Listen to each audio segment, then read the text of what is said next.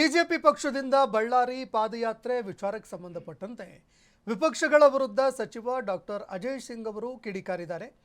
BJP ಪಕ್ಷ ಬಳ್ಳಾರಿ ಪಾದಯಾತ್ರೆ ಮಾಡೋ ವಿಚಾರಕ್ಕೆ ಸಂಬಂಧಪಟ್ಟಂತೆ ಮಾತಾಡಿದ್ರು. ವಿರೋಧ ಪಕ್ಷಗಳಲ್ಲೇ 3-4 ಭಾಗಗಳಿದ್ದಾವೆ.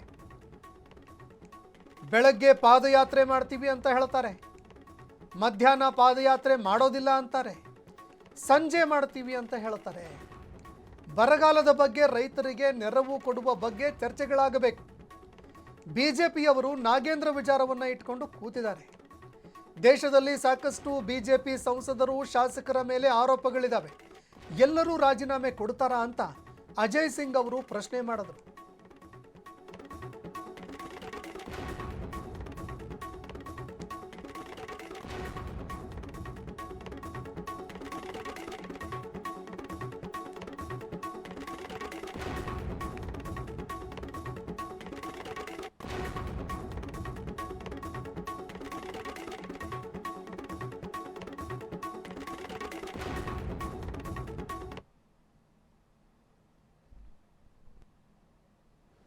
ಬಿಜೆಪಿಯವರು ವಿರೋಧ ಪಕ್ಷದಲ್ಲಿ 3-4 ಬಾಗಿಲುಗಳಿವೆ.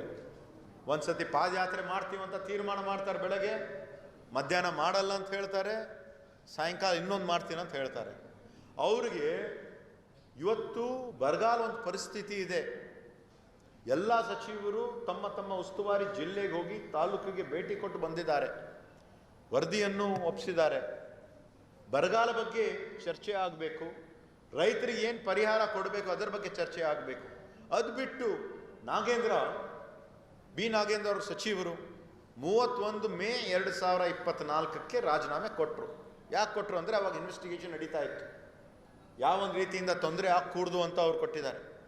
ಇವತ್ತು ದೇಶದಲ್ಲಿ ಸುಮಾರು 226 ಕೇಂದ್ರ ಬಿಜೆಪಿ ಸಚಿವರು, ಬಿಜೆಪಿ ಶಾಸಕರ ಮೇಲೆ ಆರೋಪಗಳಿವೆ. ಎಲ್ಲರೂ ರಿಸೈನ್ ಮಾಡ್ತಾರಾ? ಸುವೇಂದು ಅಧಿಕಾರಿ ಬಿಜೆಪಿ ಮುಖ್ಯಮಂತ್ರಿ ವೆಸ್ಟ್ ಬೆಂಗಾಲಲ್ಲಿ